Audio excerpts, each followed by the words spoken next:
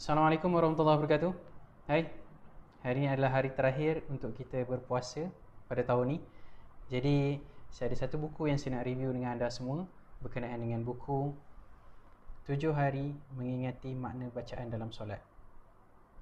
Buku ni ditulis oleh Muhammad Razali bin Kamaruddin, iaitu boleh dikenali sebagai Cikgu Razali dan juga Ketua Warden dekat Kolej Vocational Pertanian Chenor, iaitu dekat Pahang.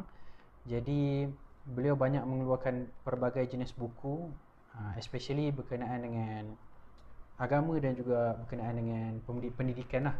Dan kata pengantar oleh Datuk Zulkifli Al-Bakri, iaitu Menteri Agama kita. Okey, buku ni sangat ringkas dan juga padat. Dia lebih kepada latihan lah, bagaimana kita nak menghafal makna bacaan dalam solat tu. Jadi terlalu banyak yang diterangkan dalam buku ni tentang kepentingan kita memahami juga bahasa dalam Al-Quran ataupun makna yang kita utarakan dalam Al-Quran. Buku ni sangat ringkas dan juga padat, dan juga ada latihan-latihan tertentu untuk kita mengingati makna dalam solat kita. Secara ringkasnya saya boleh terangkan tentang kepentingan kita memahami makna dalam solat. Kerana apa? Ia sangat berkait rapat dengan kehidupan kita. So yang pertama adalah untuk kita lebih khusyuk dalam solat. So apa maksud khusyuk? Saya boleh bagi analogi macam ni. Dulu saya pernah ada satu kelas bila saya belajar dekat Bridlington English School dulu. Saya belajar bahasa Inggeris. Saya punya teacher nama dia Sir Adam Bosnia nama dia. Beliau merupakan bekas tentera Amerika yang convert masuk Islam. So that's why nama ni diberikan sebagai Adam Bosnia, sebab waktu tu dia ada dekat Bosnia. So beliau ada ajar satu teknik untuk bagaimana kita nak fokus. So dia minta saya pandang rakan saya dalam tempoh 1 minit. Sebenarnya dalam 10 minutes pun saya dah tak mampu pandang lah sebenarnya. Jadi dia persoalkan balik, kalau tengok mata pun tak boleh nak fokus, bagaimana nak khusyuk dalam solat? Jadi itu yang menyebabkan saya terkesan dengan tu lah. Jadi saya ada jumpa buku ni dekat Popular. Jadi penting untuk kita memahami bacaan dalam Al-Quran ni. Sebab apa? Sebab kita nak khusyuk dalam solat, kita nak faham apa yang kita buat, kita nak faham apa tindakan-tindakan, apa setiap pergerakan kita buat tu untuk apa. That's why penting untuk kita faham bacaan dalam Al-Quran. So yang kedua adalah untuk kita merasai kemanisan dalam solat tu. Apabila kita memahami apa yang kita buat, kita akan rasa sentiasa nak buat lagi. Ataupun kita tak akan rasa jemu untuk buat. Ataupun walaupun solat tu ambil tempoh masa yang agak lama, kita tak akan rasa jemu. Jadi itulah kelebihan kita memahami bacaan dalam Al-Quran. So yang ketiga adalah apabila kita memahami apa yang kita baca dalam solat, kita seolah-olah berbicara dengan Allah Ta'ala. Memang dah diterangkan bahawa apabila kita solat itulah masa yang paling kita dekat dengan Allah Ta'ala, which is Allah Ta'ala sangat dekat dengan kita. So takkanlah kita nak bercakap benda yang kita tak faham, betul tak? Takkanlah kita nak bercakap seolah kita menghafal saja, sedangkan kita tak berbicara pun dengan Allah Ta'ala. Sedangkan pada waktu solat itulah saat yang paling kita rapat dan paling kita boleh mengadu kepada Allah Ta'ala. Jadi itu kepentingan untuk kita memahami bacaan dalam solat. So buku ni boleh didapati dekat mana-mana tempat, dan tak susah pun nak jumpa buku ni, dan ataupun boleh beli secara online. Saya tengok ada banyak jual dekat online, dan dia ada latihan lah untuk tempoh 7 hari. Kalau tak mampu settlekan dalam tempoh 7 hari, tak apa, kita boleh tambah hari lah maksudnya. So kita boleh tambah hari untuk kita perbaiki bacaan ataupun hafalan kita tu. InsyaAllah apabila kita memahami apa yang kita baca, kita akan rasa lebih dekat dengan Allah Ta'ala. Kita akan dapat merasai bahawa kita sedang mengadu nasib dengan Allah Ta'ala. Jadi itu membawa kepada satu perkara yang saya nak bincangkan sedikit dengan rakan-rakan berkenaan dengan situasi zaman sekarang. Kita ada dua masalah yang sangat besar yang kita tempuh, betul tak? Satu masalah adalah Corona, dan satu lagi saudara mara kita dekat Palestin diserang oleh Israel. Apa tindakan yang kita boleh buat? Sedangkan kemampuan kita buat masa ni, apa yang kita mampu adalah kita berdoakan sahaja, betul tak? Jadi kita ambil situasi dekat Malaysia dulu. Bila dilakukan PKP pada pertama kali, betul, memang memberi kesan. Tapi selepas pada tu dah tak ada kesan dah. Sebab apa? Kita tak boleh nak salahkan 100% kepada kerajaan. Kita kena salahkan juga di peringkat kita. Ada yang masih berdegil, ada yang tak sihat keluar, ada yang masih berdegil untuk tak mengikuti SOP. Mungkin kita rasa circle kita okey, tapi circle orang lain mungkin tak okey. Jadi itu antara punca. Tapi saya lebih terkesan apabila saya membaca buku ni, macam saya maksud tadi, apabila kita tak memahami maksud Al-Quran, bagaimana kita nak solat dengan cara yang lebih baik, bagaimana kita nak ada hubungan baik dengan Allah Ta'ala. Jadi itulah yang menyebabkan punca yang berlaku sekarang ni. Saya boleh pecahkan kepada 3 kategori. Yang pertama adalah ekonomi. Ekonomi sekarang memang sangat teruk kan? Kita semua orang tahu, ada yang kehilangan kerja, ada yang baru nak buat bisnes kena tutup, ada yang baru nak start, banyak perkara terpaksa tutup. Jadi menyebabkan orang tak ada duit. Tapi bila orang tak ada duit, sekiranya kita tak ada hubungan baik dengan Allah Ta'ala, waktu itulah kita mula assume bahawa Allah Ta'ala tak jaga kita. Kita mula assume bahawa takdir ni sebenarnya salah, kita tak boleh nak terima ataupun kita tak boleh nak redha dengan apa yang jadi. Jadi itu yang menyebabkan ada orang melakukan perkara-perkara yang tidak baik. Ada orang melakukan perkara yang di luar perkara yang sepatutnya. Contoh mencuri, ada yang samun.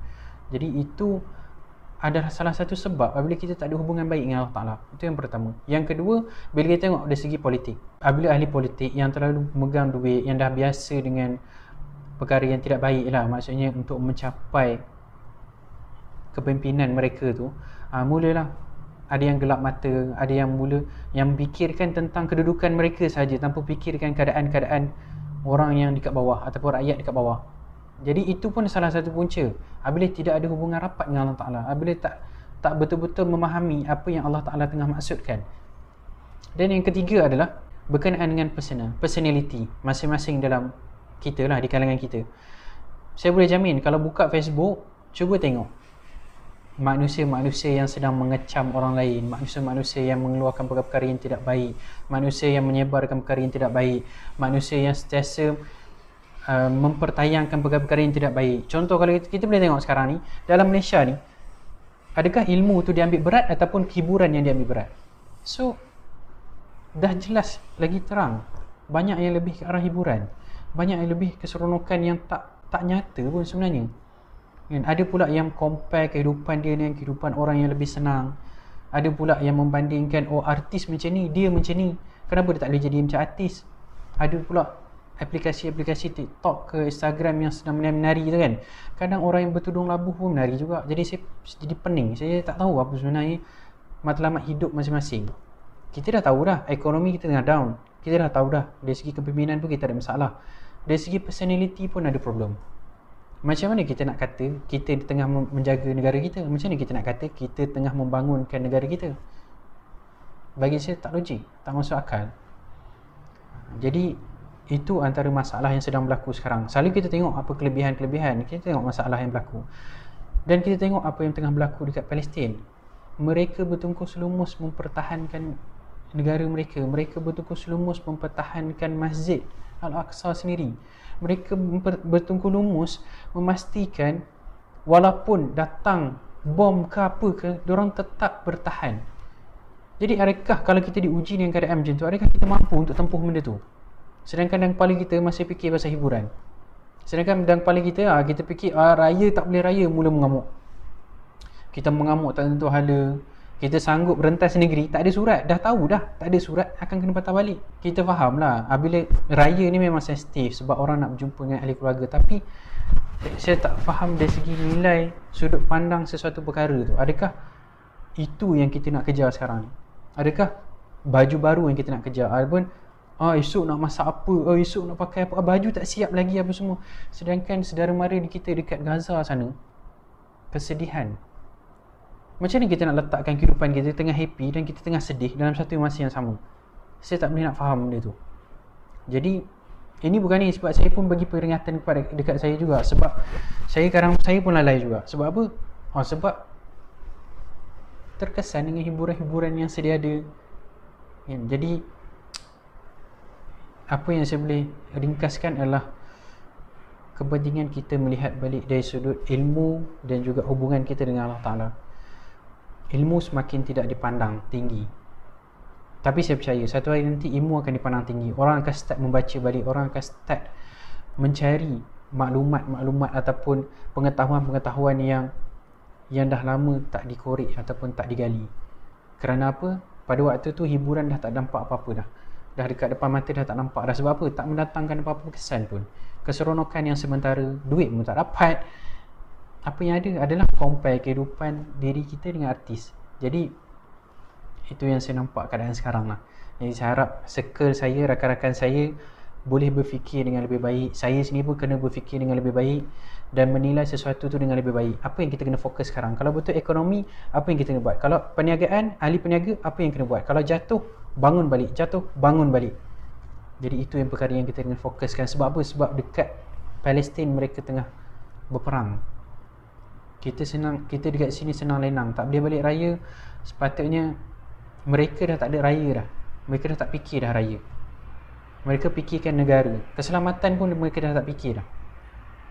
Jadi sama-sama saya nak ajak semua untuk aminkan doa.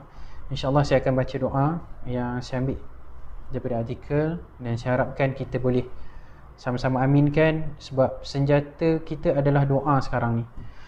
Dan kita yakin bahawa bila kita berdoa, kita kena yakin bahawa Allah Ta'ala akan datangkan bantuan, insyaAllah. Jadi insyaAllah sama-sama kita doa, kita ikhlaskan hati kita. Ya Allah, semoga diberi kefahaman kepada kita, diberi kekuatan kepada kita, dan diberi konsistensi kepada kita untuk berdoa kepada mereka yang memerlukan. Sekiranya kita mampu dengan duit, doa lah. Jadi saya mulakan dengan umul kita Al-Fatihah. Bismillahirrahmanirrahim. Alhamdulillahi Rabbil Alamin. Ar-Rahmanir-Rahim. Maliki Yawmiddin. Iyyaka na'budu wa iyyaka nasta'in. Ihdinas siratal mustaqim. Siratal ladzina an'amta 'alaihim ghairil maghdubi 'alaihim waladdallin. Bismillahirrahmanirrahim. Ya Allah ya Rahman, ya Allah ya Rahman, ya Allah ya Rahim. Alhamdulillahi Rabbil Alamin. Wassalatu wassalamu ala ashrafil anbiya wa mursalin wa ala alihi wa sahbihi ajma'in.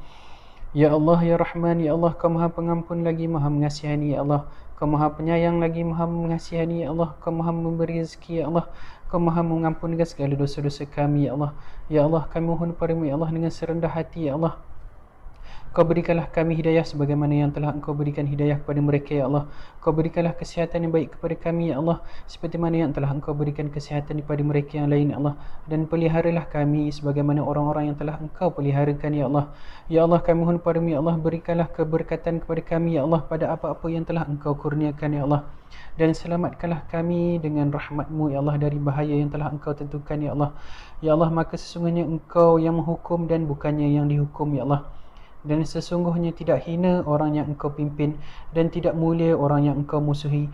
Maha suci Engkau, wahai Tuhan kami yang maha tinggi. Ya Allah, maka bagi Engkaulah segala pujian di atas apa yang telah Engkau hukumkan. Ya Allah, kami mohon ampun darimu ya Allah, dan kami mohon taubat daripada-Mu ya Allah. Ya Allah, hindarkanlah kami daripada musibat dan wabak penyakit. Ya Allah, hindarkanlah kami daripada segala perkara musibah ya Allah, dan khususnya wabak coronavirus ya Allah. Dan hindarkanlah kami dan kejatuhan ekonomi dan kesulitan dan ujian dari segi zahir maupun batin di negara kami ya Allah, khususnya di Malaysia dan juga di negara-negara lain ya Allah. Ya Allah, wahai Tuhan kami sekalian alam ya Allah, dengan semoga Allah mencurahkan segala rahmat ke atas Nabi Muhammad sallallahu alaihi wasallam. Ya Allah, doa kami kepada rakyat Palestin ya Allah, saudara-saudara kami di Palestin ya Allah sedang menderita dihantam oleh kaum yang mengkhianati-Mu ya Allah.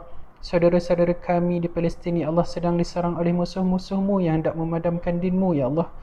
Ya Allah, saudara-saudara kami di Palestin ya Allah yang sedang terhimpit ya Allah, tersepit atas tindakan kaum Yahudi yang ingin memusnahkan ajaran-Mu ya Allah. Ya Allah, sesungguhnya Engkau ya Allah lebih tahu apa yang berlaku terhadap saudara kami di Al-Aqsa ya Allah. Maka kepada Engkau jualah kami adukan akan hal kami dan hal mereka ya Allah. Ya Allah, Kau perkuatkanlah saf-saf pejuang-pejuang mempertahankan din-Mu di Palestin. Dan ya Allah, ya Allah, Kau bantukanlah hamba-hamba-Mu yang sedang bermatian-matian mempertahankan din-Mu dan Palestin. Ya Allah, ya Allah, Kau bantukanlah hamba-hamba-Mu yang sedang dihimpit oleh musuh-musuh yang ingin memadamkan din-Mu. Ya Allah, ya Allah, ya Hayyu ya Qayyum ya Zal Jalali wal Ikram. Ya Allah, satukanlah saf pejuang-pejuang-Mu di Al-Aqsa dan seluruh Palestin. Ya Allah, kuatkanlah kaki-kaki mereka, bantukanlah mereka dengan tentera-tentera yang Kau turunkan di medan Badar pada satu masa dahulu ya Allah.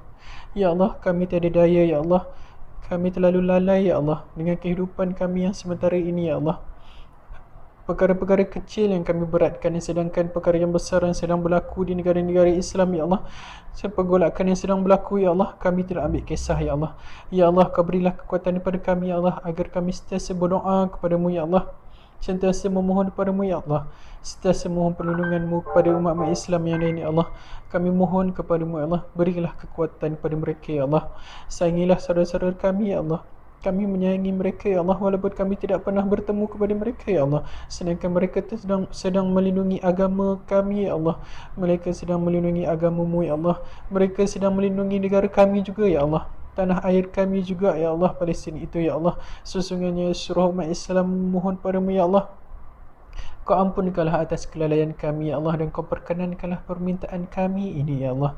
Dengan serendah-rendah hati kami mohon padamu, ya Allah, berikanlah kekuatan kepada mereka yang memerlukan, ya Allah. Datangkanlah kekuatanmu, ya Allah. Kau limpahkanlah segala rahmat dan kesejahteraan kepada mereka, ya Allah. Kau gantikanlah segala kesedihan dengan kegembiraan kepada mereka, ya Allah. Kau gantikanlah segala kehilangan ibu bapa, anak-anak, saudara-mara, rumah tinggal dan segala pakaian makanan mereka, ya Allah, dengan kerahmatan daripada-Mu, ya Allah, dengan hadiah jihad kepada mereka, ya Allah.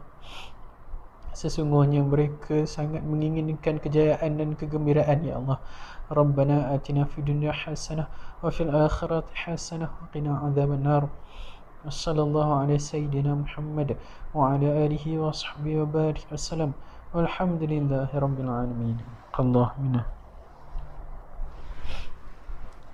Jadi itu sajalah yang saya boleh kongsikan untuk Ramadan terakhir ini. InsyaAllah semoga kita bertemu lagi dengan Ramadan yang akan datang. Kita doa kepada Allah Ta'ala. Kita doa juga agar kita dapat membantu walaupun sedikit kepada mereka yang memerlukan dekat luar sana. Dan insyaAllah sama-sama kita memajukan ekonomi negara. Dan kesempatan ini saya nak mohon maaf kepada mereka yang mengenali saya, yang pernah bekerjasama dengan saya. Saya mohon maaf kalau ada kesilapan yang saya lakukan. Dan insyaAllah sekiranya ada kelemahan tu saya akan cuba perbaiki dari masa ke semasa. Dan saya nak ucapkan selamat Hari Raya Aidilfitri kepada ahli keluarga, kepada mereka yang sedang bergembira untuk menyambut.